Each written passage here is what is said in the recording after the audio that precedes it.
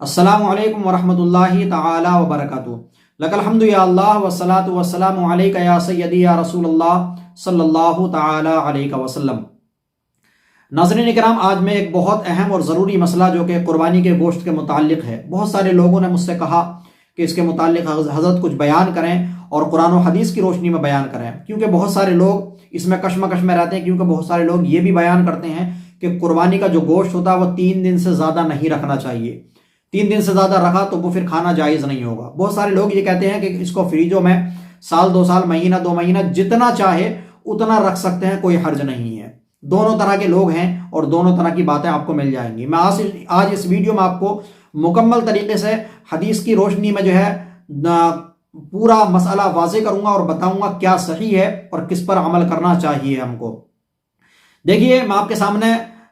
وہ تمام حوالے رکھوں کہ جو حدیثوں سے ثابت ہے کہ جو ہمیں عمل کرنا چاہیے۔ اس سے پہلے آپ لوگوں سے گزارش کرتا ہوں کہ یہ بقر عید کا مہینہ ہے، الحمدللہ یہ عید الاضحیٰ کا مہینہ، اس میں قربانی کرتے ہیں، اور قربانی جو ہے ہر مسلمان مالک نصاب پر جو ہے،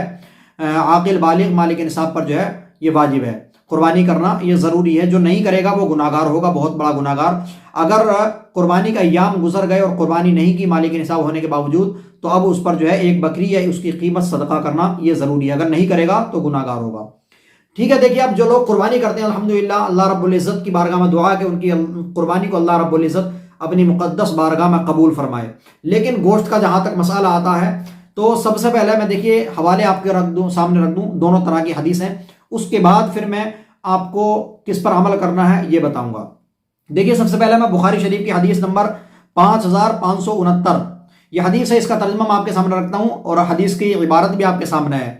نبی کریم صلی اللہ تعالیٰ علیہ وسلم نے فرمایا، جس نے تم میں سے قربانی کی تو تیسرے دن وہ اس حالت میں صبح کرے کہ اس کے گھر میں قربانی کے گوشت میں سے کچھ بھی باقی نہ رہو۔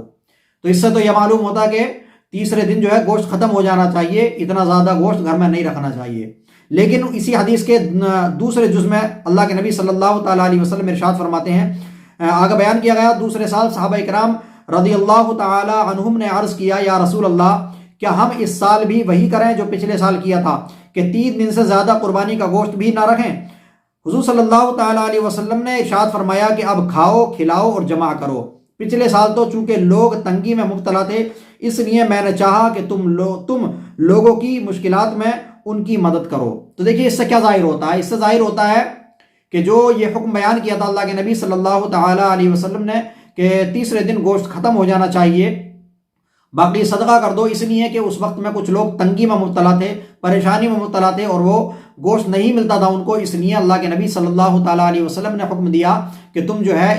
اس گوشت کو جو ہے اپنے عزیز و اقارب اور دوست و احباب میں، غریب و مسکینوں میں تقسیم کر دو۔ بس اتنا گوشت رکھ لو جو کہ 3 دن تک کھا سکو، تیسرے دن آپ کا گوشت ختم ہو جائے، باقی جو ہے صدقہ کر دو۔ اسی طرح کی ایک دوسری حدیث میں آپ کے سامنے، بہت طویل حدیث ہے، آپ کے سامنے رکھتا ہوں پوری۔ حضرت عبداللہ بن ابی بکر نے حضرت عبداللہ بن واقد رضی اللہ تعالیٰ عنہ سے روایت کی، کہا رسول اللہ صلی اللہ تعالیٰ علیہ وسلم نے 3 دن رات کے بعد قربانیوں کے گوشت کو کھانے سے منع فرمایا۔ عبداللہ بن ابی بکر نے کہا، میں نے یہ بات عمرہ بنت عبد الرحمن بن سعد انصاریہ کو بتائی۔ عمرہ نے کہا، انہوں نے سچ کہا۔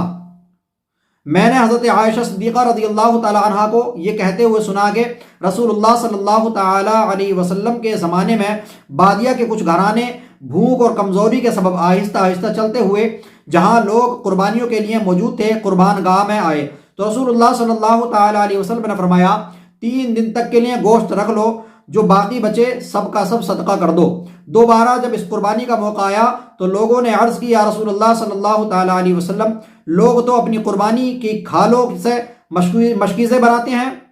اور اس کی چربی پگھلا کر ان میں سنبھال رکھتے ہیں۔ رسول اللہ صلی اللہ تعالیٰ علیہ وسلم نے فرمایا، کیا مطلب؟ انہوں نے کہا، یہ صورتحال ہم اس لیے بتا رہے ہیں کہ آپ نے منع فرمایا تھا کہ 3 دن کے بعد قربانی کا گوشت وغیرہ استعمال نہ کیا جائے، تو آپ صلی اللہ تعالیٰ علیہ وسلم نے فرمایا، میں نے تو تمہیں ان خانہ بدوشوں کی وجہ سے منع کیا تھا جو اس وقت بمشکل آ پائے تھے، اب قربانی کا گوشت کھاؤ، رکھو اور صدقہ کرو۔ اس میں بھی یہی ہے کہ پہلے حضور صلی اللہ تعالیٰ علیہ وسلم نے منع فرمایا تھا، کہا تھا 3 دن تک ہی گوشت کھاؤ اور اتنا ہی گوشت لے لو جتنا 3 دن تک کھا سکو، باقی جو ہے صدقہ کر دو۔ لیکن بعد میں پھر آئندہ سال اللہ کے نبی صلی اللہ تعالیٰ علیہ وسلم نے رکھنے کی بھی اجازت دی۔ اب ایک اور حدیث آپ کے سامنے کہ ابو زبیر نے حضرت جابر رضی اللہ تعالیٰ عنہ سے، اور انہوں نے نبی کریم صلی اللہ تعالیٰ علیہ وسلم سے روایت کی کہ آپ صلی اللہ تعالیٰ علیہ وسلم نے 3 دن کے بعد قربانیوں کا گوشت کھانے سے منع فرمایا تھا۔ پھر اس کے بعد آپ صلی اللہ تعالیٰ علیہ وسلم نے فرمایا کھاؤ اور زیادہ راہ بناؤ اور رکھو۔ تو دیکھیے اس سے بھی معلوم ہوتا ہے کہ پہلے حکم تھا کہ 3 دن سے زیادہ نہ رکھو، اس کے بعد پھر حکم دیا کہ بعد میں جو ہے رکھ سکتے ہو۔ آگے حضور اعلیٰ حضرت رضی اللہ تعالیٰ عنہ کی فتاوی رضویہ جلد نمبر 20 کے حوالے سے میں آپ کے سامنے رکھتا ہوں کہ 3 حصے کرنا چاہیے، گوشت کے 3 حصے کرنا چاہیے۔ بیان فرماتے ہیں 3 حصے کرنا صرف استحبابی امر ہے، کچھ ضروری نہیں، چاہے سب اپنے صرف میں کر لے یا سب عزیزوں قریبوں کو دے دے یا سب مساکین کو بانٹ دے۔ یہاں اگر مسلمان مسکین نہ ملے تو کافر کو اصلا نہ دے کہ یہ کفار ذمہ نہیں، تو ان کو دینا قربانی ہو خواہ صدقہ اصلا کچھ ثواب نہیں رکھتا۔ تو دیکھیے حضور اعلیٰ حضرت رضی اللہ تعالیٰ عنہ نے بیان فرمایا کہ اس گوشت کو 3 حصوں میں تقسیم کر لے، یا سب اپنے پاس بھی رکھ سکتا ہے اور غریب و مسکینوں میں بھی تقسیم کر سکتا ہے، اور دوست و احباب یا رشتہ داروں میں بھی تقسیم کرتا ہے۔ اسی طرح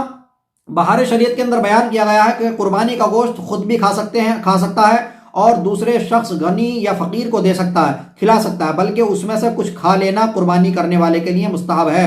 بہتر یہ ہے کہ گوشت کے 3 حصے کرے، ایک حصہ فقراء کے لیے اور ایک حصہ دوست و احباب کے لیے اور ایک حصہ اپنے گھر والوں کے لیے، 1/3 سے کم صدقہ نہ کرے، اور کل کو صدقہ کر دینا بھی جائز ہے، اور کل گھر ہی میں رکھ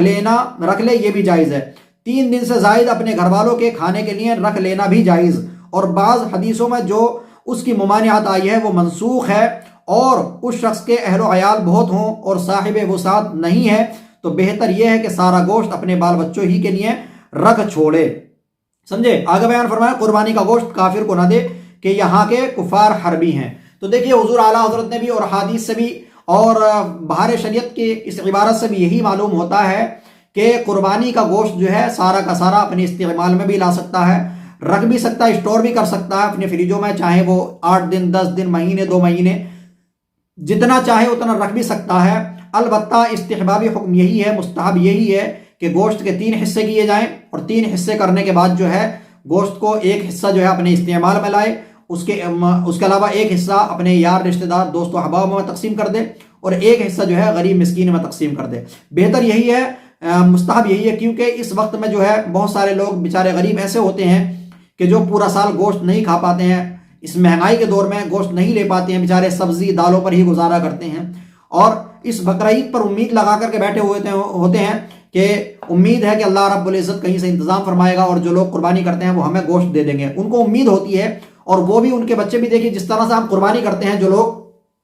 تو اپنے گھروں پر گوشت کے طرح طرح کے پکوان بناتے ہیں، کہیں کباب بنا رہے ہیں، کہیں کچھ الگ الگ طرح کے پکوان بناتے ہیں، ہر کسی کا دل چاہتا ہے، اسی طرح غریب کا بھی دل چاہتا ہے کہ وہ بھی اپنے بال بچوں کے لیے اچھے اچھے پکوان بنائے۔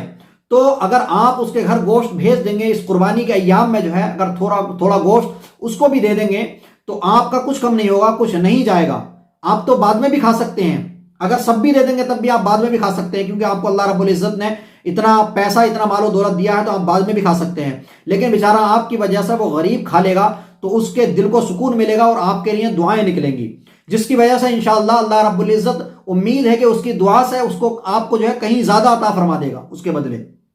تو آپ ان ایام میں خاص کر غریبوں کا خیال رکھیں، اپنے پڑوسیوں کا خیال رکھیں، اور جو لوگ قربانی نہیں کر سکتے ہیں، بیچارے مجبور ہیں، غریب ہیں، ان کو اپنی قربانی کے دنوں میں گوشت دینا ہرگز نہ بھولیں، ہرگز نہ بھولیں، ہرگز ان کے گھروں پر گوشت ضرور پہنچائیں، ضرور بے ضرور ان کے گھروں پر ضرور گوشت دیں، جتنا بھی ہو سکتا ہو اتنا گوشت پہنچائیں۔ اور بعض لوگ یہ کرتے ہیں کہ چلو قربانی ہے، قربانی کے بعد میں جو ہے